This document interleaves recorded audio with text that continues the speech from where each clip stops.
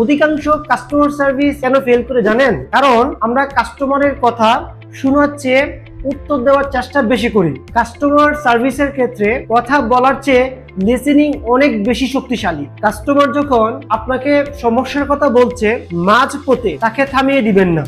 আপনার কাছে হয়তো সমাধান আছে, কিন্তু তাকে যদি মাঝপথে আপনি থামিয়ে দেন, তাহলে সে ভাববে আপনি তাকে গুরুত্ব দিচ্ছেন না। অ্যাক্টিভ লিসেনিং এর ক্ষেত্রে আপনি 3টি কাজ করতে পারেন। 1 নাম্বার, পুরোটা শুনুন, অর্থাৎ কাস্টমার কথা বলছে, কাস্টমারের কথাটি আপনি সম্পূর্ণভাবে শুনুন। 2 নাম্বার হচ্ছে মনোযোগের বহিঃপ্রকাশ। কাস্টমার যখন কথা বলবে, তখন কাস্টমারের কথার সাথে সাথে জি অথবা মাথা নাড়িয়ে তাকে বুঝান আপনি তার কথা শুনছেন।